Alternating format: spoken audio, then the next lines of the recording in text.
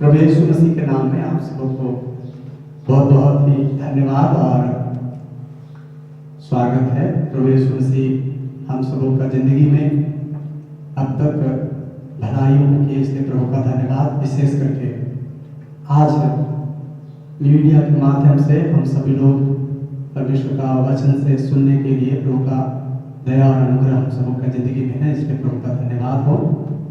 आइए हम लोग इससे पहले कि परमेश्वर का वचन से कुछ बातों को मनन करें, हम लोग अपने आंखों को बंद करेंगे और थोड़े समय प्रार्थना करेंगे। प्यारे यीशु मसीह, हम आपको धन्यवाद करते हैं प्रभु जी, तेरे हर एक उपकार, भलाई और अनुग्रह के लिए। दुनिया भर में जब महामारी और अशांति और चिंता की बातें हैं, तब भी प्यारे प्रभु जी आप हम सबों को संभाल कर रखे हैं, अपने लोगों को संभाल कर रखे हैं, इसलिए धन्यवाद करते हैं। सारे बातों के लिए आपको ही महिमा और आदर और प्रशंसा मिले। हम फिर से एक बार पूर्ण रीति से समर्पण करते हुए वचन को भी जो अभी हम बोलने जा रहे हैं तेरे हाथों में रख देते हुए प्रार्थना यीशु मसीह के पवित्र नाम से मांगते हैं, दया से सुन और ग्रहण करता। आमीन। हम लोग परमेश्वर का वचन से एक भाग पढ़ेंगे। यहेजकेल नबी की पुस्तक और उसका दूसरा अध्याय और उसका पहला और दूसरा वचन। इसमें ऐसे लिखा है, उसने मुझसे कहा, हे मनुष्य के संतान, अपने पांवों के बल खड़ा हो और मैं तुझसे बातें करूंगा। जैसे ही उसने मुझसे यह कहा, त्यों ही आत्मा ने मुझ में समाकर मुझे पांवों के बल खड़ा कर दिया और जो मुझसे बातें करता था मैंने उसकी सुनी। प्रभु का बहुत धन्यवाद हो इस वचन के लिए। यहाँ पे हम एक भविष्यवक्ता के विषय में, उन्हीं का जिंदगी में परमेश्वर का दर्शन और बुलाहट के विषय में हम लोग देखते हैं। यहेजकेल भविष्यवक्ता जो भविष्यवाणी को लगभग 571 बीसी में करते हुए इस किताब को लिखे हैं और अपने जवान या युवा अवस्था के समय में परमेश्वर का वचन से लोगों को निर्देश और मार्गदर्शन करने के लिए प्रभु ने उन्हें सहायता किया। इतिहास ऐसे बताते हैं कि जब परमेश्वर उनका जिंदगी को अपने काम के लिए बुला रहे थे, उस समय उनका उम्र लगभग 25 वर्ष का था और उस युवा अवस्था में प्रभु का नबी होने के लिए, भविष्यवक्ता होने के लिए यहेजकेल बुलाए गए। और उनका पिताजी का नाम बूजी, जैसे कि पहला अध्याय में हम लोग पढ़ते हैं, वो एक याजक थे और उन्हीं का बेटा यहेजकेल भविष्यवक्ता को परमेश्वर अपने सेवकाई के लिए बुलाते हैं। सो मुख्य बात हम लोग दूसरा अध्याय में पढ़ते हैं, तो वहां पे परमेश्वर यहेजकेल नबी को अपने सेवकाई के लिए या यहूदा के लोगों के जिंदगी का सुधार के लिए, उनको परमेश्वर की ओर वापस फिर के आने के लिए, मार्गदर्शन करने के लिए परमेश्वर यहेजकेल भविष्यवक्ता का इस्तेमाल करते हैं। हम लोग मेरे प्रियो इस किताब में देखते हैं, जब परमेश्वर उनको बुलाते हैं तो उनको कहते हैं, हे मनुष्य के संतान। एक तो आदरणीय शब्द के साथ यहेजकेल भविष्यवक्ता को परमेश्वर बुलाते हैं। खड़ा होने के विषय में परमेश्वर को कहते हैं कि अपने पांवों के बल खड़ा हो। खड़ा होने का बहुत सारा अर्थ है, इसमें से एक दो अर्थ हम आपको बताएंगे। खड़ा होने का मतलब होता है स्थिर रहना, दृढ़ रहना या सीधा हो जाना, या दूसरे शब्दों में कहा जाए तो किसी परिस्थिति में सफलतापूर्वक खड़े रह के उसमें पार हो जाना। यही है खड़ा रहने का कुछ अर्थ। मेरे प्रियो, हम प्रभु यीशु मसीह में विश्वास करके, ग्रहण करके उद्धार का अनुभव में जब बढ़ने लगते हैं, तब हमारे जिंदगी में कई सारे रुकावट, गिरावट, चिंता की बातें, अशांति की बातें, पाप के प्रलोभन और परीक्षाएं जब जिंदगी में आते हैं, उस समय हमारा मन, हमारा शरीर और हमारी आत्मा कई बार हमारा प्रभु से विचलित होकर अलग हो जाता है। और उस दरमियान हम प्रभु में कैसे खड़ा रहना है, उस विषय में आज हम परमेश्वर का वचन पे मनन करेंगे। हम लोग यहेजकेल उसका दूसरा अध्याय 1 और 2 वचन में पढ़े हैं कि परमेश्वर यहेजकेल को एक दर्शन में आकर उनसे बातें करते हैं, कहते हैं कि आप खड़ा हो जाओ और खड़ा होने के बाद मैं तुमसे बातें करूंगा। और एक खड़ा होना उनके स्वयं का सामर्थ के ऊपर, उनका स्वयं का ताकत के ऊपर निर्भर नहीं था। इसलिए वहां पे यहेजकेल बोलता है दूसरा वचन में, दूसरा अध्याय का, जैसे ही उसने मुझसे यह कहा त्यों आत्मा ने मुझ में समाकर मुझे पांवों के बल खड़ा कर दिया और जो मुझसे बातें करता था मैंने उसकी सुनी। परमेश्वर का धन्यवाद हो। यहेजकेल नबी अभी तक कोई भी भविष्यवाणी, कोई भी परमेश्वर की ओर से पाया हुआ मार्गदर्शन यहूदा के लोगों को नहीं बताए हैं, जबकि ये भविष्यवाणी बाबुल का जो देश है जहाँ यहूदा के लोग बंधुआई में चले गए थे वहां पे किया जा रहा है। और स्वयं यहेजकेल भी उन्हीं के बीच में तो बंधुआ के जैसे जब है, उस समय ये परमेश्वर का वचन लोगों के बीच में बताने के लिए परमेश्वर यहेजकेल का चुनाव करते हैं। आइए आज हम परमेश्वर का इन्हीं खंडों से कुछ और बातों को सीखते हुए हम लोग सीखेंगे कि हम कैसे गिरावट में चले जाते हैं एक मसीह होने के बावजूद भी, और कैसे हमें प्रभु यीशु मसीह में फिर से खड़ा होने की आवश्यकता है ताकि हम परमेश्वर के ओर से कुछ बातों को प्राप्त करते हुए अपनी जिंदगी में आगे की ओर बढ़ें। यहाँ पे आत्मिक रीति में खड़ा होने के विषय में परमेश्वर यहेजकेल भविष्यवक्ता से कहते हैं, क्योंकि हम जैसे पहले बताएं यहेजकेल एक जवान युवा भविष्यवक्ता है और लगभग 25 वर्ष का उम्र उन दिनों में उनका था और वो अभी तंदुरुस्त है, शरीर से, मन से, सोच विचारों से पूरा तंदुरुस्त है। मगर इस समय उनका जिंदगी का अवस्था परमेश्वर के साथ कितना घनिष्ठ है ये परमेश्वर ही उनके विषय में जानते थे। इसलिए परमेश्वर उनको आकर बातें करते हैं और कहते हैं कि तुम खड़ा हो जाओ, मेरी आत्मा तुम में समा कर तुमको खड़ा करेंगे। आत्मिक रीति में हम लोग देखते हैं कई बार एक मनुष्य शारीरिक प्राणी या शरीर में रहने के कारण शरीर की बातों में फंस के आत्मा के बातों को कई बार अपना जिंदगी से दूर करने के कारण से या आत्मिक क्रियाओं को अपने जिंदगी से अलग ले जाने के कारण से आत्मा रीति में मृत्यु में चले जाते हैं या आत्मिक रीति में मर जाते हैं। तो जब एक व्यक्ति आत्मिक रीति में मृत्यु की अवस्था में चले जाते हैं या एक विश्वासी होने के बाद भी आत्मिक गिरावट में, आत्मिक मृत्यु में चले जाते हैं, तो उनको सहायता करने के लिए परमेश्वर का आत्मा जो आज दुनिया में विद्यमान है वो हमारी सहायता करते हैं। वो हम लोग रोमियो का किताब उसका 8 का 26 वचन में जब परमेश्वर का वचन से पढ़ते हैं तो वहां में लिखा गया है कि आत्मा आप भी हमारे निर्बलता में होकर हमें प्रार्थना करने के लिए सिखाते हैं। हम प्रार्थना जब करते हैं हम परमेश्वर के साथ जुड़ जाते हैं मेरे प्रियो। हालेलुया।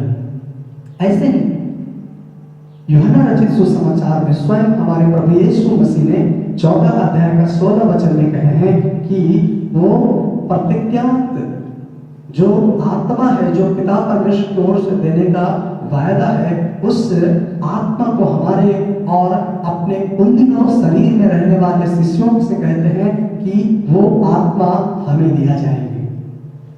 हालेलुया। और वो आत्मा क्या करते हैं, हमारे शरीर के दुर्बलताओं निर्बलताओं को अलग रखते हुए हमें प्रभु यीशु मसीह में खड़ा करते हैं, हमें आत्मिक रीति में खड़ा करते हैं। ये पहली बात है, आत्मिक रीति में गिर जाना और आत्मिक रीति में खड़ा होना। मेरे प्रियो, दुनिया में अत्यधिक लोग आत्मिक उन्नति या आत्मिक उन्माद से बहुत दूर है, बहुत परे है, आत्मिक बातों से बहुत कम ही लोगों का लेना देना होता है। मेरे जिंदगी में भी प्रभु की बड़ी दया, बड़ी कृपा हुई कि परमेश्वर मुझे आत्मिक बातों को समझने के लिए, उसका खोज करने के लिए और उसमें आगे बढ़ने के लिए प्रभु ने मुझे सहायता किया। पहली बात, आत्मिक रीति में एक मनुष्य गिरा रहना और उसमें खड़ा होना।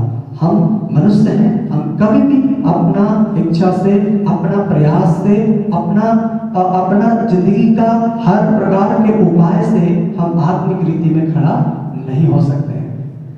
मगर दुनिया में जो परमेश्वर का अनुग्रह के द्वारा दिया गया आत्मा है, जिसको हम पवित्र आत्मा, सत्य का आत्मा कहते हैं, वो आत्मा हमें आत्मिक रीति में उन्नति देते हैं, खड़ा करते हैं, हमारा मेल परमेश्वर के साथ करा देते हैं। दूसरी बात हम लोग देखते हैं, मानसिक रीति में एक व्यक्ति घिरा हुआ रहता है। पहला हम लोग देखा आत्मिक रीति में घिरा हुआ और उसका खड़ा होने का भी समय। दूसरा हम लोग देखते हैं मानसिक रीति में एक व्यक्ति कैसे गिर जाते हैं और उसका उन्नति या उत्थान कैसे होते हैं। हम लोग भजन संहिता का पुस्तक उसका 42 अध्याय उसका 5-11 वचन, 43 अध्याय उसका 5 वचन में जब परमेश्वर का वचन से पढ़ते हैं तो वहां पे लिखा है, हे मेरे मन तू क्यों गिरा जाता है।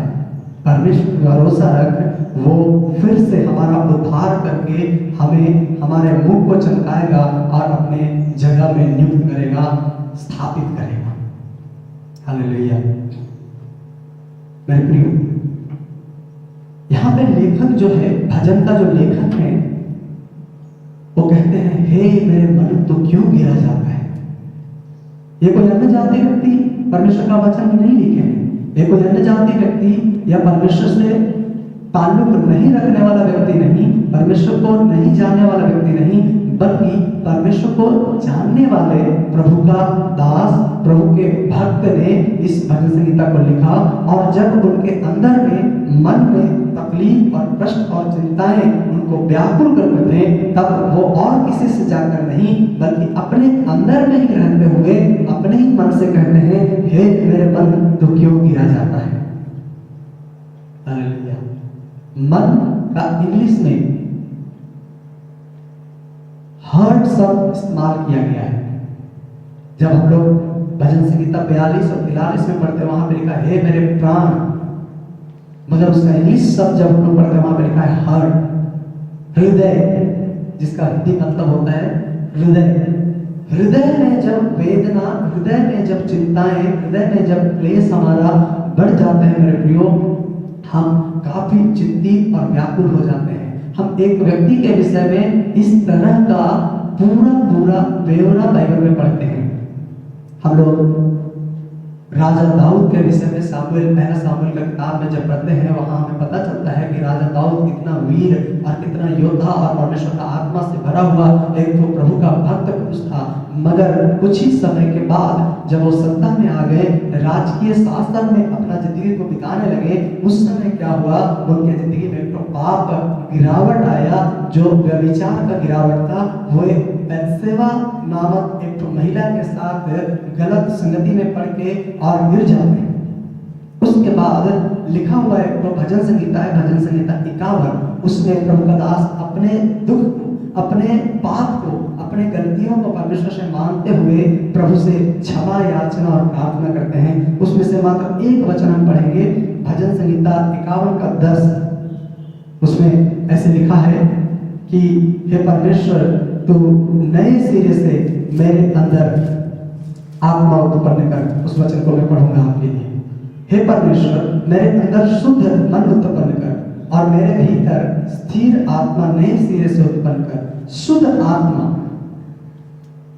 भजन संहिता में दाऊद कहते हैं कि हे परमेश्वर, मेरे अंदर शुद्ध मन उत्पन्न कर। हालेलुया। यहाँ पे राजा दाऊद ये नहीं कहते हैं, प्रभु मेरे पापों को भी क्षमा कर। उन सारे प्रार्थनाओं को उन्होंने किया, उन सारे याचनाओं को, विनतियों को परमेश्वर के सम्मुख में प्रभु के दास ने किया। मगर इस समय दाऊद कहते हैं, हे परमेश्वर, मेरे अंदर शुद्ध मन उत्पन्न कर।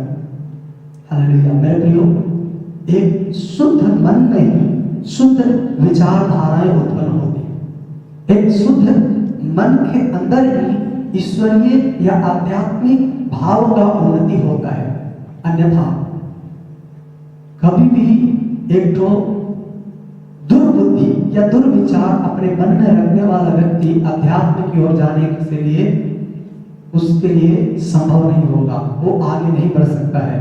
लगातार जिसके मन में दुर्विचार दुर्बुद्धि उत्पन्न होते हैं वो व्यक्ति अध्यात्म की ओर जाने के लिए अपना जिंदगी को अग्रसित नहीं करेंगे, आगे नहीं बढ़ाएंगे। मगर जिस व्यक्ति के अंदर, जिस इंसान के अंदर में उन्नति करना है, उनके अंदर में सुबुद्धि आते हैं, उनका मन और विचार जब साफ होते हैं तब वो परमेश्वर के संगति में आते हैं और आगे बढ़ते हैं। इसलिए नीति वचन का पुस्तक में 4 अध्याय का 23 वचन में लिखा है, सबसे अधिक अपने मन की रक्षा कर, क्योंकि सबसे ज्यादा धोखा देने वाला जो वस्तु है वो मन ही है। हमारे शरीर में हर अंग, कई बार हमारे शरीर के अंदर में हर अंग कुछ न कुछ बातों को प्राप्त करने के लिए लालसा रखते हैं, कुछ न कुछ चीजों को प्राप्त करने के लिए लालसा रखते हैं, मगर कई सारे कारण से या परिस्थिति सही नहीं होने के कारण से उन बातों को शरीर प्राप्त करने से वंचित रहते हैं, रुक जाते हैं, चाहे वो डर से हो या किसी प्रतिकूल परिस्थिति के कारण से हो या किसी बस हो। मगर मेरे प्रियो, ये मन जो है उसको कोई परिस्थिति का जरूरत नहीं है। ये मन किसी भी परिस्थिति में हो, किसी भी चीज को सोच सकता है, किसी भी चीजों का अपने जिंदगी में कल्पना कर सकते हैं। इसलिए बाइबल में लिखा है, बहुत ही बुद्धिमान पुरुष जो सुलेमान राजा थे, उन्होंने कहा कि सबसे अधिक अपने मन की रक्षा कर। और एक वचन उसी नीति वचन का पुस्तक में 15 का 13 में लिखा है, मैं भी उस वचन को भी आपके लिए पढ़ूंगा। नीति वचन 15 और उसका 13 वचन, उसमें लिखा है, मन आनंदित होने से मुख पर भी प्रसन्नता छा जाती है, परंतु मन के दुख से आत्मा निराश होती है। परमेश्वर का धन्यवाद हो। मैंने कहा मन का गिरावट या मन का जो कमजोरी है उसके कारण हमारे आत्मा के ऊपर प्रभाव पड़ता है। मेरे प्रियो, यदि हम मानसिक रीति से सचेत और सजग और तैयार और मजबूत रहते हैं, तभी हम परमेश्वर की आराधना आध्यात्मिक दृष्टिकोण से, आध्यात्मिक रीति से कर सकते हैं। यदि हमारा मन आध्यात्म की ओर लगा हुआ नहीं है, दुनिया की बातों की ओर गिरा हुआ है, दुनिया के चीजों में लगा हुआ है, मैं ये नहीं कहता हूं कि दुनिया में जो जरूरत की बातें हैं उसको प्राप्त करना बुरी बात है, उसको यदि हमारे जिंदगी में हो सके तो मिलना और उसको प्राप्त करके जीवन में प्रभु को धन्यवाद देना गलत बात है, मैं इसका विरोध में नहीं। मगर हम लगातार उन्हीं बातों के विषय में अपने मनों में सोचते रहते हुए अपना जिंदगी को निराशा की ओर ले जाना, ये परमेश्वर को उतना तक पसंद नहीं है। हालेलुया।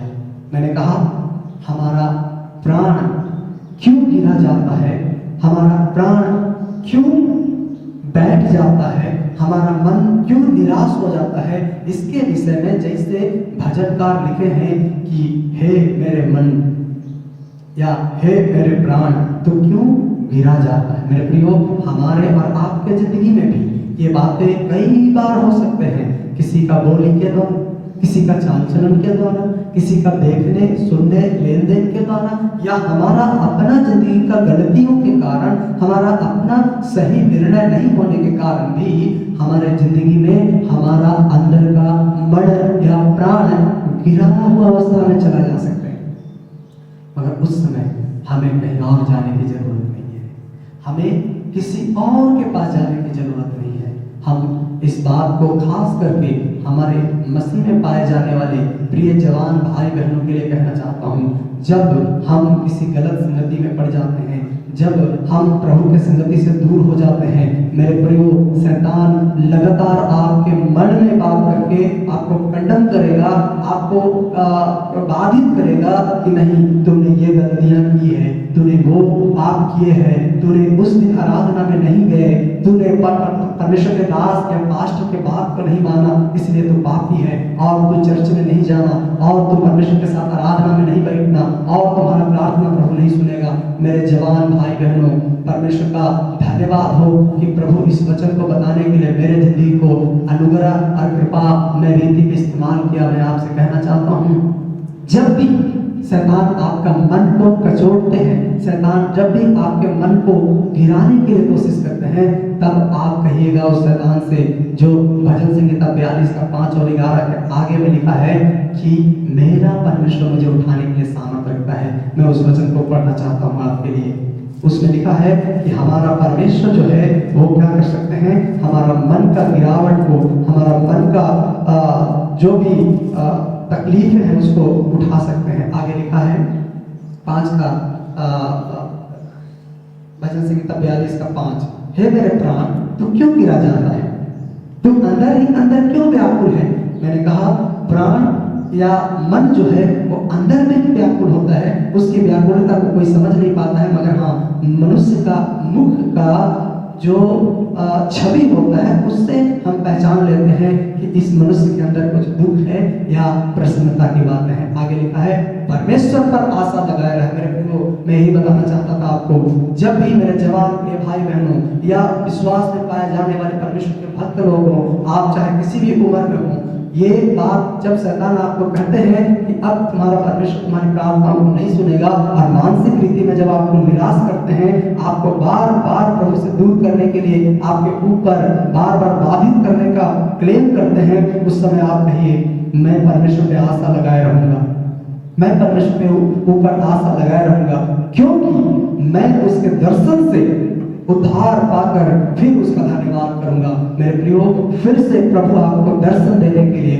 फिर से परमेश्वर अपने वचन से आपको बात करने के लिए, फिर से परमेश्वर आपके जिंदगी में उन्नति देने के लिए चाहते हैं, जिसके बाद आप फिर से प्रभु को धन्यवाद करेंगे, फिर से आप प्रभु की महिमा करेंगे, फिर से आपका मन जैसे पहला समय में या पहले जब प्रभु को आप जानते थे वैसे हो जाने का अवस्था में परमेश्वर आपको लेके आएंगे, और प्रभु आपको आशीषित करके अपने हाथों में लेके इस्तेमाल करेंगे, और आपको धन्यवाद को प्रभु स्वीकार करके आपका जिंदगी को उन्नति की ओर लिए चलेंगे। हालेलुया। हमने कहा दूसरा बात, मन का गिरावट और मन का उन्नति के विषय।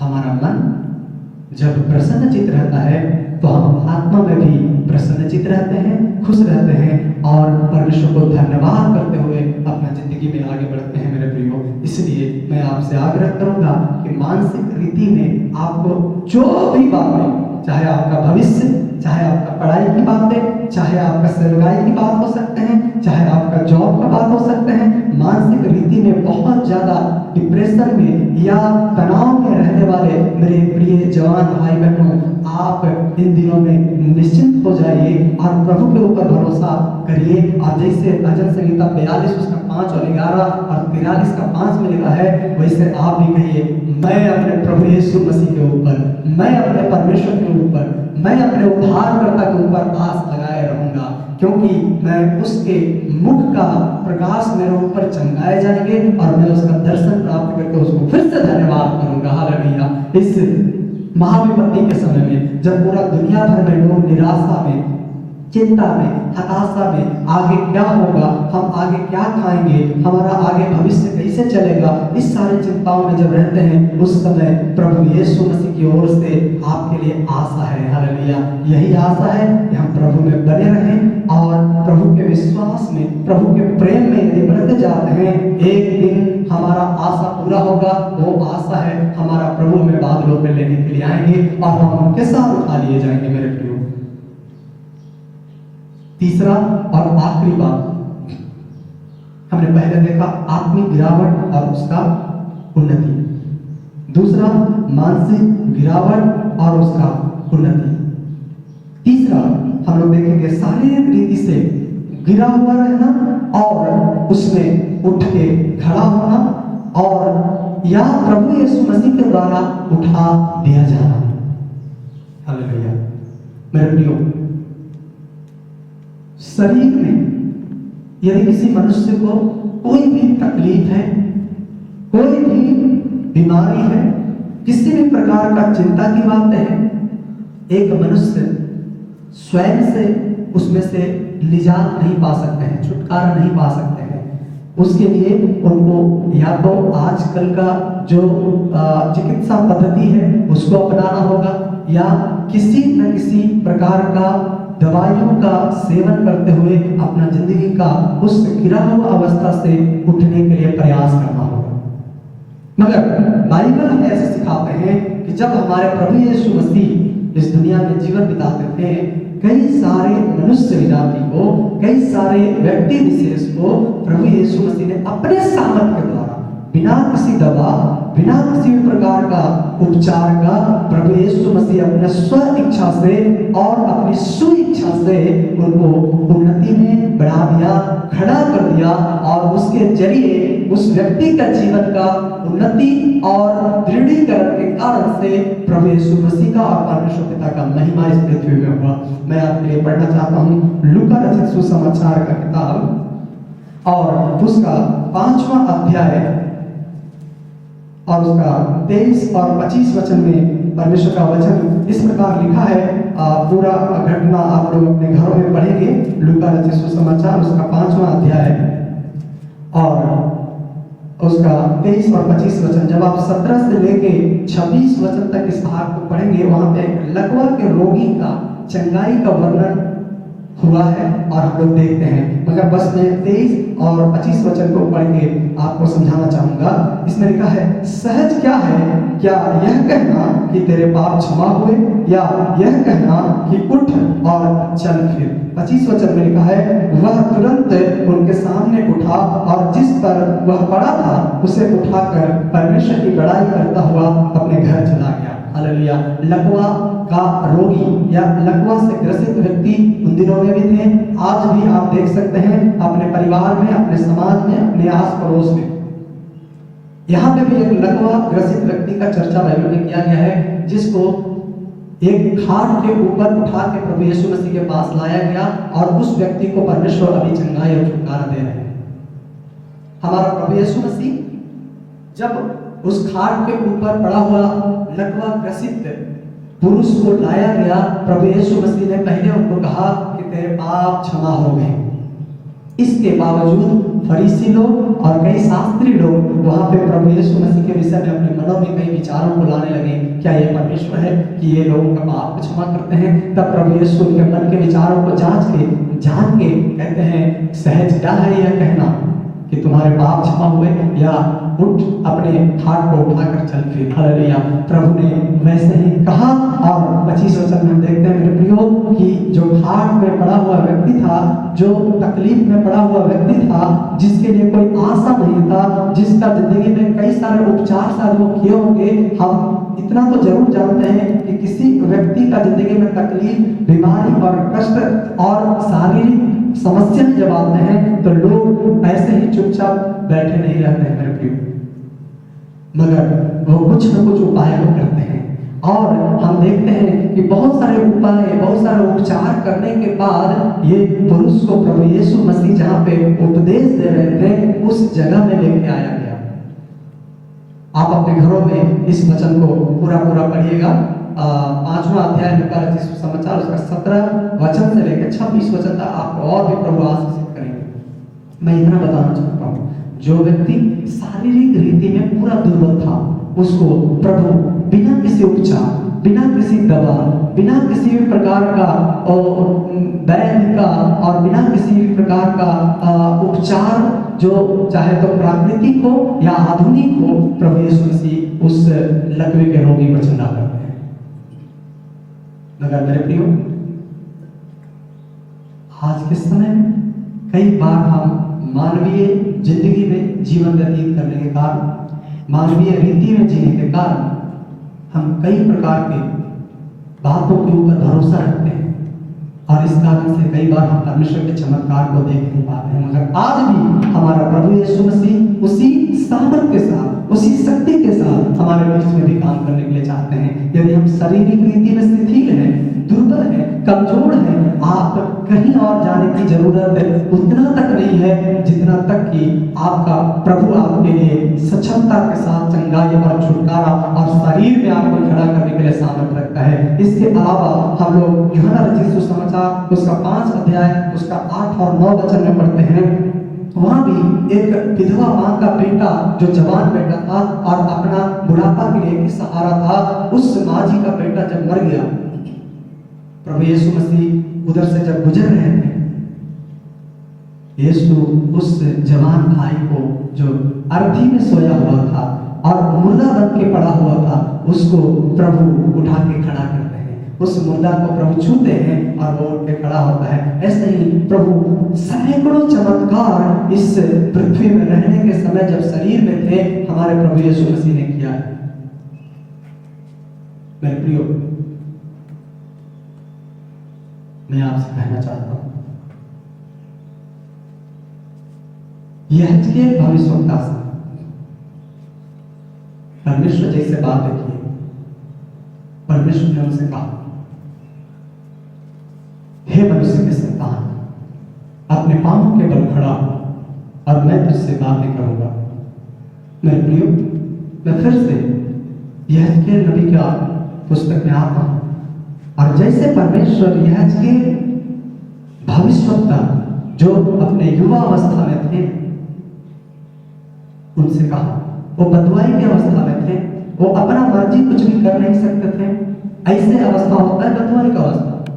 आज भी हम लोग इस महामारी जो पूरे विश्व भर में फैला हुआ है, उस महामारी के कारण से कई प्रकार के चिंता में, तकलीफ में, कष्ट में अपना जिंदगी को, निराशा में अपना जिंदगी को जब गुजारते हैं, चलाते हैं, उस समय भी हमारे लिए एक ठो आशा या खड़ा रहने या दृढ़ रहने का एक ठो आशा या सीधा प्रभु में बने रहने का एक ठो आशा परमेश्वर हमको देते हैं और हमें कहते हैं कि हे मेरे बच्चों, हे मेरे भक्त लोगों, आप भी खड़े हो जाओ अपने पांवों के बल पे। और जब प्रभु में पांवों के बल में खड़े हो जाते हैं, मेरे प्रियो, प्रभु हमसे बातें करने के लिए सक्षम है। प्रभु का आत्मा हमें परमेश्वर की आवाज सुनाने के लिए सक्षम है। प्रभु का आत्मा परमेश्वर के प्रकाशनों को हमें बताने के लिए आज भी सक्षम है। परमेश्वर का आत्मा हमारा जिंदगी को मार्गदर्शन करने के लिए आज भी सक्षम है। परमेश्वर का आत्मा आज भी हमें परमेश्वर के ही मार्गों में न केवल हमें चलाने के लिए, बल्कि यहेजकेल नबी के जैसे बंधुआई में और कष्ट में और तकलीफ में पड़े हुए परमेश्वर के कई सारे भक्तों को उठाने के लिए आपको और हमको इस्तेमाल करने के लिए चाहते हैं। उसका एक ही मांग है, हमारा प्रभु का एक ही मांग है कि हम अपने पैरों के बल खड़े हो जाएं, और वो हमसे भी या आपसे भी सक्षमता नहीं होगा, उसके लिए हम भी प्रयासरत रहते हैं, मगर कई बार नहीं होता है। मगर प्रिय प्रियो, जैसे हमने कहा रोमियो 8 उसका 26 वचन और यूहन्ना 14 उसका 16 वचन के अनुसार प्रभु का आत्मा जो प्रभु यीशु मसीह खुद पहली शताब्दी की कलीसिया के समय से इस पृथ्वी में उंडेल को दिया और सहायता के लिए दिया है, वो आत्मा हमारी सहायता करते हुए हमें आत्मिक रीति में, शारीरिक रीति में और मानसिक रीति में खड़ा करके परमेश्वर के साथ एक संबंध कराते हुए हमें आगे की ओर ले चलेंगे। और जब हमारा और आपका संबंध परमेश्वर के साथ हो जाते हैं, तो रोमियो किताब उसका 12वां अध्याय उसका पहला वचन के अनुसार हम परमेश्वर के सिद्ध और भली इच्छा को अनुभव से मालूम करेंगे, यदि हम खुद आत्मिक, शारीरिक और मानसिक रीति में प्रभु में खड़े रहें। मेरा कहने का मतलब यही है कि हम प्रभु यीशु मसीह में इस समय में जरूरी है कि हम खड़े हो जाएं, अपने पैरों के बल खड़े हो जाएं, अपने घुटनों को दृढ़ करें, अपने आत्मिक जिंदगी को, अपने शारीरिक जिंदगी को, अपने मानसिक जिंदगी को एक ही जगह में हम केंद्रित करें और वो है हमारा प्रभु यीशु मसीह। क्योंकि उसी के द्वारा हम आत्मा में, शरीर में और मन में शांति पाकर उसके साथ बने और जुड़े रहते हैं और उसके तत्पश्चात हम परमेश्वर के राज्य के लिए लायक बनते हैं। हम खड़ा रहेंगे और हमारा प्रभु भी हमारे लिए खड़ा है। कहाँ? स्वर्ग में, हमारे दिल के हृदय के द्वार में खड़ा है। प्रकाशित वाक्य में 3 अध्याय का 20 वचन में लिखा है।